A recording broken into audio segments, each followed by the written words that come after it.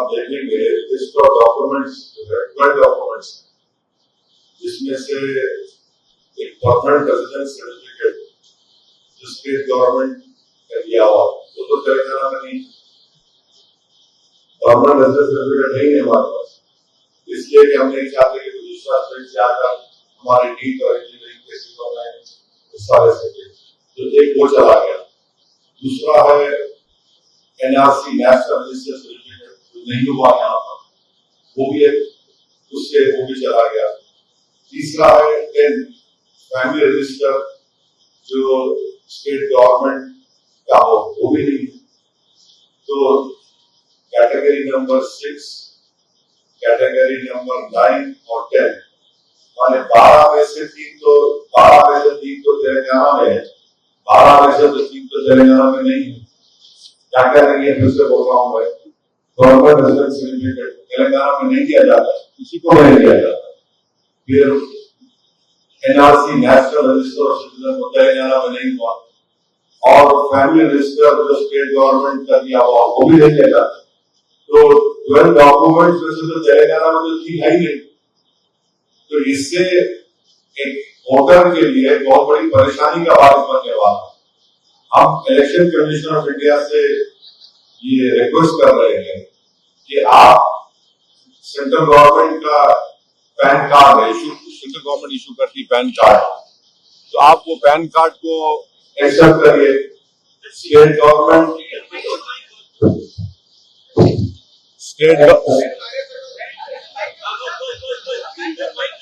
हाँ, माइक की जरूरत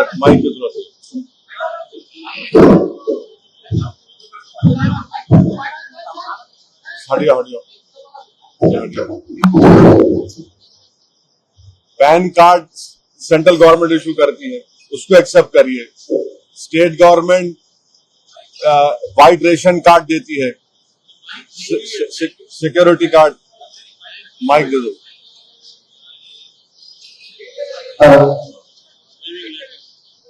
ड्राइविंग लाइसेंस भी स्टेट गवर्नमेंट देती है, स्टेट गवर्नमेंट के ड्राइविंग लाइसेंस इशू करते हैं। सिक्योरिटी कार्ड जो रेशन मिलता है स्टेट गवर्नमेंट देती है, और सेंट्रल गवर्नमेंट पैन कार्ड देती है। और खुद इलेक्शन कमीशन ने कहा कि ये जो 12 डॉक्यूमेंट की लिस्ट है वो एग्जॉस्टिव नहीं है। ये जरूरी है कि इलेक्शन कमीशन ऑफ इंडिया हम जो बात कह रहे हैं, पैन कार्ड और ड्राइविंग लाइसेंस जो स्टेट गवर्नमेंट देती है, और फूड सिक्योरिटी कार्ड जो स्टेट गवर्नमेंट देती है, उसको एक्सेप्ट करें, ये बहुत जरूरी है। दूसरी बात ये, हमारे पास एक डेटा हमारे पास आया है, कितना ऑफिशियल है अनऑफिशियल है मेरे को नहीं मालूम, मगर अगर ये ऑफिशियल है तो ये बहुत परेशानी की बात है। मिसाल के तौर पर संगारेड्डी डिस्ट्रिक्ट में 5 असेंबली कॉन्स्टिट्यूंसीज हैं। ये मसला है एनोमलीज का। एनोमलीज का मसला ये है कि मिसाल के तौर पर ये जो वहां के हमारे को मिला है, जहीराबाद असेंबली कॉन्स्टिट्यूंसी में टोटल इलेक्टर्स है 2,82,236 और इलेक्टर्स अनमैप्ड है 92,966। टोटल मैप इलेक्टर्स जो हुआ है थोड़ी दिन पहले का होगा 1,89,270, माने 2,82,236 में 1,89,270 मैप हो गए। परसेंटेज 67% है। अब इलेक्टर्स विद एनोमलीज कितने हैं? 1,79,079, यानी सिर्फ 10,000 वोटर्स का मैपिंग सही हुआ है। अब एनोमलीज के मसला हम इलेक्शन कमीशन ऑफ इंडिया से रिक्वेस्ट करेंगे कि एनोमलीज को आप कैसे दूर करेंगे। वैसे ही आप देख लीजिए, जहीराबाद कॉन्स्टिट्यूंसी है 39 जहीराबाद, 2,57,090 टोटल इलेक्टर्स है। इलेक्टर्स अनमैप्ड है 1,11,296। मैप जो हुआ है 1,45,794 आउट ऑफ 2,57,090, माने 56.71% मैपिंग हुई है संगारेड्डी में। अब आप इलेक्ट्रोज विद एनोमलीज देख लीजिए, आउट ऑफ 1,45,794 जो मैप हुआ है उसमें से 1,31,936 एनोमलीज है, 90% एनोमलीज है। और हो सकता है कि अगर ये एनोमलीज रहेंगे तो ड्राफ्ट लिस्ट में नाम नहीं आएगा इन लोगों का, आ भी सकता नहीं आ भी सकता। अब एनोमलीज क्या है? एनोमलीज ये है कि फादर और सन या डॉटर में 15 इयर्स का डिफरेंस है तो एनोमली है, 6 बच्चे रहे तो एनोमलीज है, और ग्रैंडफादर और ग्रैंडसन में कितना 40 इयर्स का फर्क रहा तो एनोमलीज है। ये कैसा होगा बताइए। अच्छा, एक बात याद रखिए, इलेक्शन कमीशन को बता रहे हैं, आपको भी बता रहे हैं कि 2002 की वोटर लिस्ट ये मैन्युअली इलेक्शन कमीशन ने किया है, इसमें वोटर की गलती नहीं है। इलेक्शन कमीशन ऑफ इंडिया ने 2002 की वोटर लिस्ट को मैन्युअली किया। जब आप गलती कर रहे तो उसकी सजा मैं कैसे भुगतूंगा? मेरे को सजा क्यों दे रहे आप? 2002 में आपने किया था। अब वही अच्छा, और एक चीज क्या है, अब कोई सैयद मुश्ताक है 2002 में, 2025 में एस मुश्ताक आ गया, मेरी क्या गलती है भाई उसमें? ये भी एनोमली हो सकती है। तो हम इलेक्शन कमीशन ऑफ इंडिया से ये डिमांड कर रहे हैं कि आप एनोमलीज को देखिए, और मैं आपको गारंटी के साथ बोल रहा हूं कि कई ऐसे बीएलओज है संगारेड्डी के, उनको खुद एनोमलीज में है, उनके कई बड़े बड़े स्टाफ एनोमलीज में है। तो ये चीज बहुत इंपॉर्टेंट है। दो चीज इंपॉर्टेंट है जो इलेक्शन कमीशन ऑफ इंडिया से रिक्वेस्ट करेंगे कि जब वो मीटिंग करेंगे ऑल पार्टी, क्योंकि 25 जून से एसआईआर शुरू होगा तेलंगाना में, तो इस पर गौर करें। तीसरी बात, हम तमाम लोगों से अपील करें कि जब बीएलओ आपके पास आएगा, आपको फॉर्म देगा, पहले क्या था बिहार में और जहां कहीं भी एसआईआर हुआ एक प्री प्रिंटेड फॉर्म दिया गया था। अब नहीं मालूम हमको इलेक्शन कमीशन सुन रहे कि एम्प्टी फॉर्म दे देंगे, इलेक्टर को भरना पड़ेगा, फिल करना पड़ेगा। तो ये इसके ऊपर भी क्लैरिटी की जरूरत है। देखिए, इतना बड़ा एक्सरसाइज जब होने जा रहा है, आप सिर्फ 25 से पहले 10 दिन पहले ऑल पार्टी मीटिंग करके नहीं बोल सकते, अभी से क्लैरिटी दीजिए। और बीएलओ का काम यह है कि वो हर घर पे जाना, इलेक्टर्स का काम यह है कि जब बीएलओ आता है तो वो फॉर्म लेकर उसको फॉर्म को अगर फिल करना है तो जिस तरीके से फिल करें, अगर प्री फिल्ड है तो उसको साइन करके उस पर लेटर जो फोटो लगाए, और खुद अगर आप एन्यूमरेशन फॉर्म को देखेंगे उसके नीचे जहां पे साइन करना है, इलेक्टर के बिहाफ पर उनके रिलेटिव साइन कर सकते, और क्या उनका रिश्ता लिखे वो भी हम अपील कर रहे हैं। बहुत से लोग क्या है, वर्किंग फैमिलीज है, हस्बैंड वर्क करते हैं, कभी वाइफ वर्क करते हैं, तो घर में जब हस्बैंड नहीं है तो वाइफ साइन करके दे सकते हैं कि ऑन बिहाफ ऑफ हस्बैंड में साइन कर रही है।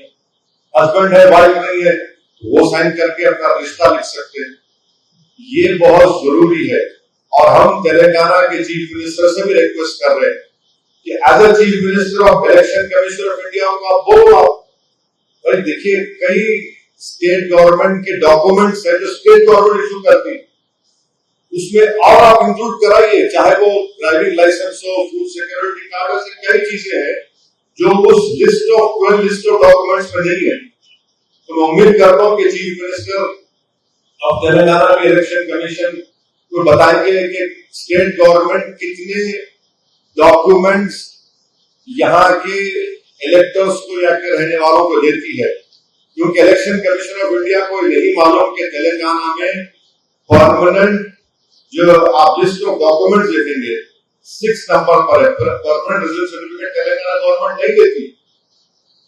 दूसरा, एनआरसी यहाँ पे नहीं हुआ है, और फैमिली रजिस्टर भी नहीं है यहाँ पर, तो ऑलरेडी हम 3 डॉक्यूमेंट से महरूम हो चुके हैं। इसलिए जरूरी है कि state government chief secretary of Telangana और chief minister of Telangana election commission of India को बताए कि ये लिस्ट ऑफ डॉक्यूमेंट्स है जो तेलंगाना की सरकार यहाँ के रहने वालों को, तेलंगाना में बसने वालों को देती है। हम इसीलिए सबसे अपील कर रहे हैं कि आप फॉर्म जब लेंगे इलेक्टर, उसको बीएलओ को वापस करना चाहिए, साइन करके फोटो लगाकर, क्योंकि अगर आप वापस नहीं लेंगे डॉक्यूमेंट्स रहने के बावजूद भी तो मुश्किल होगा। और जिसका नाम 2002 के वोटर लिस्ट में नहीं है, जिनकी पैदाइश जुलाई 1987 से पहले हुई है, वो वोटर सिर्फ अपना एक डॉक्यूमेंट देना चाहिए। जिसकी पैदाइश जून 87 से दिसंबर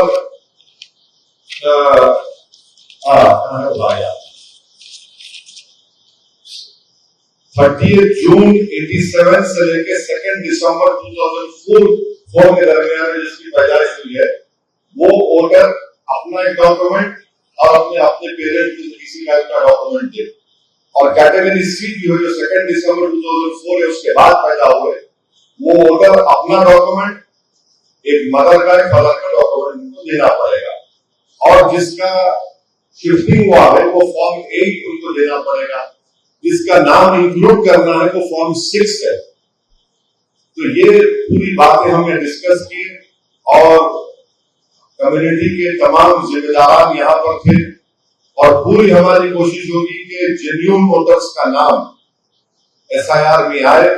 और इसके लिए पूरे तेलंगाना में एक कैंपेन ये तमाम हमारे ऑर्गेनाइजेशन अपने अपने तरीके से चलाएंगे और कोशिश यही करेंगे कि किसी का नाम मिस ना हो, क्योंकि हम ये बताना चाह रहे हैं खास तौर से मुस्लिम माइनॉरिटीज को, दलित्स को, गरीबों को कि एसआईआर में अगर आपका नाम नहीं आएगा,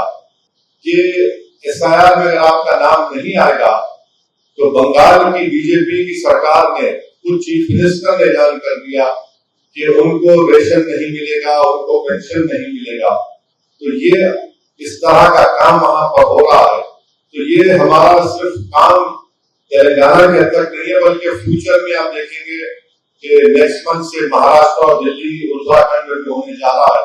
तो वहां की जनता से भी अपील करेंगे कि इसको बड़ा संजीदगी से आप लीजिए, अपने नामों को एसआईआर में शामिल कराने के लिए सही तरीके से तैयारी करिए, डॉक्यूमेंटेशन सही करिए, क्योंकि बास ताकतें इस मुल्क में ऐसी है जो कोशिश करेंगी नाम ना आए और फिर उसके बाद उनको स्टेटस बनाने की बातें भी हो रही हैं, आप सुन रहे हैं कौन कह रहा है। तो ये हमारी पूरी कोशिश यही है कि तेलंगाना में एसआईआर जो शुरू हुआ है इसको सही तरीके से हो और हम जो demand election commission of India के सामने रखे हैं, जो डिमांड हम स्टेट गवर्नमेंट और चीफ मिनिस्टर और चीफ सेक्रेटरी से कर रहे हैं, हम उम्मीद करते हैं कि वो भी इसका सीरियसली संजीदगी से नोट करके इलेक्शन कमीशन ऑफ इंडिया को वो उस बारे में उनको बाखबर करेंगे, उनको इन्फॉर्म करेंगे, ताकि लोगों को तकलीफ न हो सके और वो एसआईआर को कामयाबी से अदा कर सके।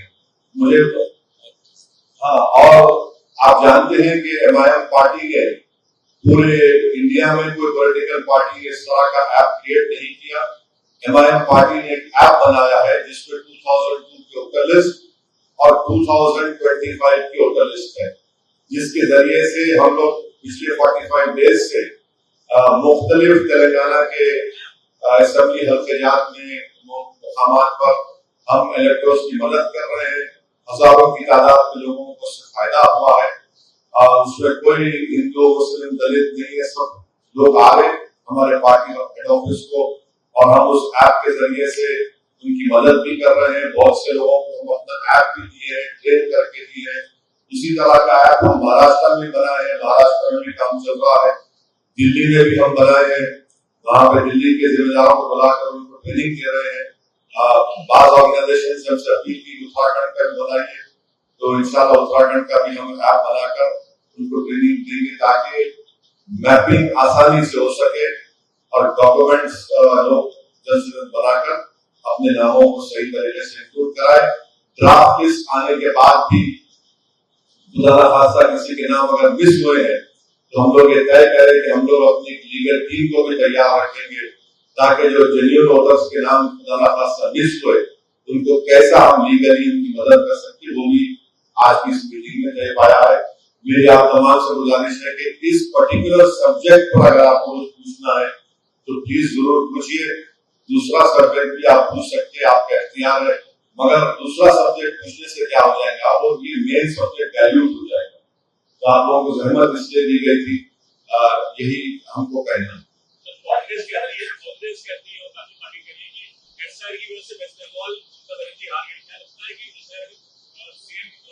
देखिए, आपका क्वेश्चन का एक पार्ट का आंसर के साथ, और इस सवाल के बारे में पहले बोल चुका हूं, मगर ये बात सच है कि 27 लाख लोग के नाम बंगाल में नहीं आए। जो सुप्रीम कोर्ट ने कोलकाता हाईकोर्ट से कहा कि ट्राइब्यूनल बना, उस ट्राइब्यूनल ने पूरा काम नहीं कर सके, वो तो फैक्ट है कि एसआईआर में इतने लोगों के नाम नहीं आए। जी, we are through you, we are requesting him that, because if you see the list of 12 documents, in these 12 documents, we don't have permanent residence certificate is not listed. Please hear me out. Please hear me out. The list of 12 documents which Election Commission of India has given, on the 6th number it is permanent residence certificate, which Telangana government does not give because of you don't want other students on the stage to come and take away the gate of instancy. Then we don't have NRC, 9 number. We don't have family register also. What we can, that is why we are requesting the Election Commission of India and the Chief Secretary, the Chief Minister is that the driving license and the food security card is issued by the state government. And there are many documents, and PAN card also can be accepted. And the Election Commission has said many times that this list of 12 documents is not exhaustive.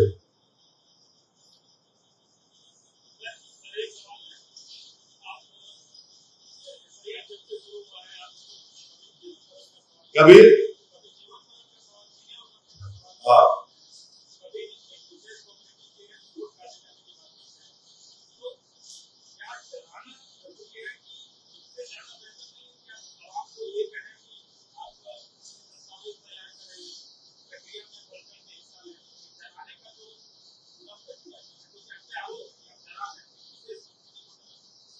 डरा नहीं रहे हैं, कोई community डरती नहीं है सिवाय अल्लाह के, डरा नहीं रहे हैं।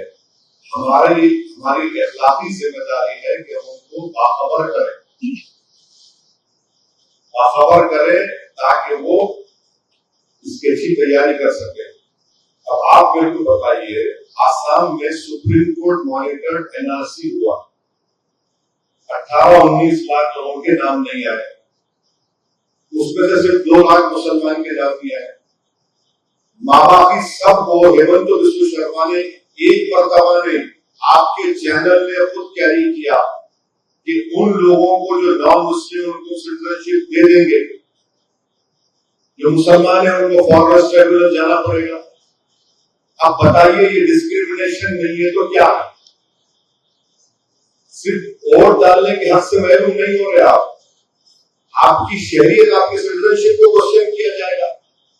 और दूसरी बात, सुप्रीम कोर्ट का जजमेंट जो भी मौलाना आबिदी साहब ने बताया, सुप्रीम कोर्ट ने जजमेंट में कहा कि ईसीआई उन लोगों के नाम जो एसआईआर में नहीं आएंगे उनको कॉम्पिटेंट अथॉरिटी को फॉरवर्ड करे।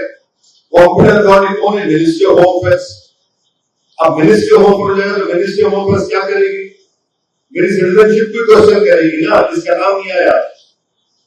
तो अब सिटीजनशिप का मसला जिंदगी और मौत का नहीं है तो क्या आम खाने का है, या फिर हमें अंगूर नहीं खाए तो जिंदगी मौत का मसला है ना ये। और एक बात, तीसरी बात याद रखिए, अब तक जितना एसआईआर हुआ है 6.5 करोड़ लोगों के नाम नहीं आए, बड़ा नंबर नहीं है। तो इसीलिए हम कह रहे हैं कि आप इस एक्सरसाइज में हिस्सा लीजिए। और आए दिन हम सुनते हैं जो क्या बोलते हैं, आपका बड़ा बोले ऐसे बड़बोले हैं जो बोलते थे ये इलाके में हम सर्जिकल स्ट्राइक करेंगे, याद है ना आपको? ये और बात है कि उनका सर्जिकल स्ट्राइक हो गया। ये चीजें हैं, तो मैं खाली याद दिला रहा हूं आपको, थोड़ा मेमोरी है मेरी, कुछ मेमोरी है, तो इसीलिए हम बोल रहे हैं कि भाई SIR हमारे लिए इंपॉर्टेंट मसला है। अगर आप मेरे को बोलेंगे तुम सिटीजनशिप प्रूफ करो, तुम्हारा नाम लिया, तो कैसे करूंगा बताइए भाई? जो अब मैं खबरस्तान को ले जाकर तो नहीं बोल सकता, देखो यहाँ पर मेरे परदादा के दादा है, खबर है। तो इसीलिए हम बोल रहे कि बड़ा इंपॉर्टेंट इश्यू है और इसको सीरियस लेने की जरूरत है। और खासतौर से जो सुप्रीम कोर्ट का जजमेंट आया जिसको गलत मानते हैं, सुप्रीम कोर्ट का जजमेंट है, supreme court is supreme but not infallible.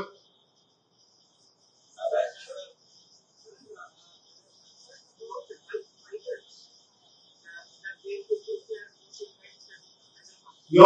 See, if you are staying in Hyderabad, you should include your name and you can give a form 8, or you can give a form 7, delete them. Give a form 7, delete that other name and include your name here. Simple as that. हाँ?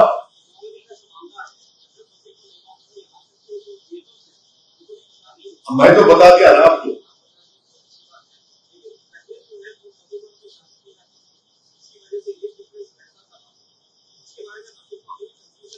Age difference हाँ भाई, तो वो देखिए 2000 सब बताना चाहिए। 2002 की वोटर लिस्ट कौन बनाया उसको? आप बनाए, PCA बनाया। अगर उसमें गलत है तो मैं कैसे जिम्मेदार हूं भाई मेरे? अगर आप गलती करेंगे तो उसका बोझ मेरे पे क्यों डाल रहे आप? मैं तो नहीं बनाया ना उसको। आप जो बात कर रहे, जो बच्चों की शादियां हुई गांव से यहाँ से, ठीक है, उनका फॉर्मेट डाल के चेंज करा सकते, कोई बात नहीं। प्रॉब्लम क्या हो रहा? शेख महबूब SHEI की एज है, अब 25 टोटल लिस्ट में SH हो गया। मोहम्मद महबूब है, MUHHAMMAD है, 25 में M महबूब हो गया, एनोमली कर दे रहे आप। 6 बच्चे हैं, जैसा मेरे को भी है। अब मैं डर रहा हूं कहा मेरा नाम एनोमली आता बोल के। मोदी जी के खानदान में भी 6 है, अमित शाह के खानदान में भी 6 है, उत्तर प्रदेश के चीफ मिनिस्टर के परिवार में भी 6 है। मैं यहाँ होगा और फिर फादर और सन में डॉटर में 15 इयर्स का डिफरेंस का एनोमली हो गया। तो ये इसके ऊपर इसीलिए ECI से अपील कर रहा है कि इसको क्लैरिटी दीजिए आप।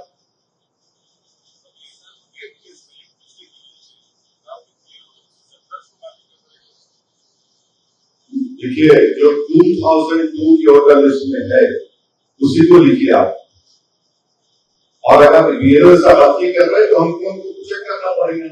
आप आइए, अगर आपकी मैपिंग रॉन्ग हुई है तो आप हमारे ऑफिस को आइए। हमारे पास 2002 के voter list progeny mapping wrong हो गई, आप बोल रहे हमको बताया। अब नाम है फादर का अब्दुल रहमान, बेटे का नाम है राम स्वामी, कैसा होता बोलना? ये तो फादर राम स्वामी, बेटे का नाम अब्दुल रहमान कैसा हो सकता है? तो ये इस चीज का अगर ऐसा हो रहा है तो उसको सही करने की जरूरत है।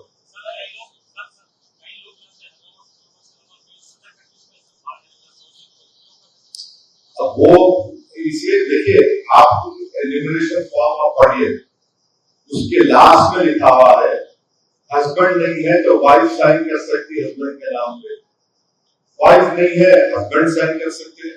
करिए, उसका इश्यू क्या है?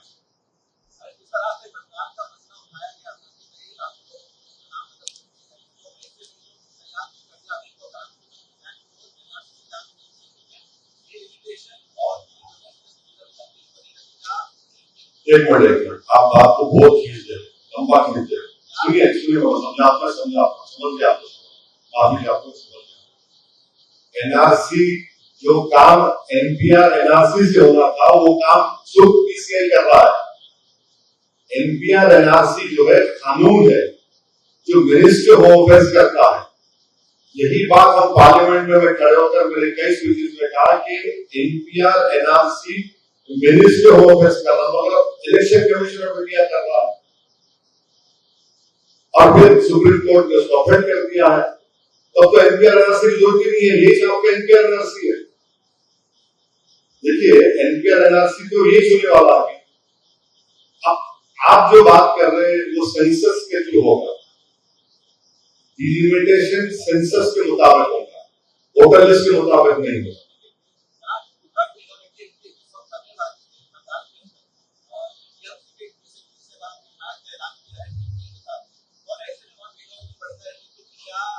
नहीं, आप देखिए प्लीज, मैं आपको रिक्वेस्ट कर रहा हूँ, हम उनका हफ्ते के दिन आ जाइए, बात करिए, आपका केस है आप बात करिए। मेरे को मालूम था विश्वास से लेके जा रहे हैं, पूछ रहे हैं।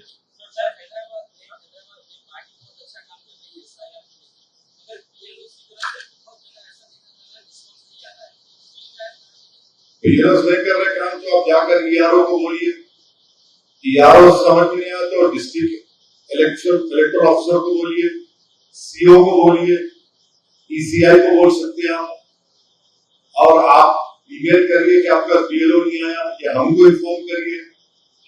इलेक्शन कमीशन ऑफ इंडिया के तहत BLS booth level agents nominate हो रहे हैं हर पॉलिटिकल पार्टी के, हमारे भी रहेंगे, हमारे पार्टी के, हम भी वहां पर रहेंगे, हमको बताइए। ये सबको मिलके काम करना है, समझे ना। आपके पेट में दर्द है, मैं दवा खाए तो दम नहीं होता, सबको मिलकर करेंगे तो हम लोग सबके नाम इंक्लूड करा सकते हैं। और खासतौर पर जो पढ़े लिखे नौजवान लड़के लड़कियां हैं, मेरी उनसे रिक्वेस्ट है कि वो आगे बढ़े और इसमें हेल्प करें।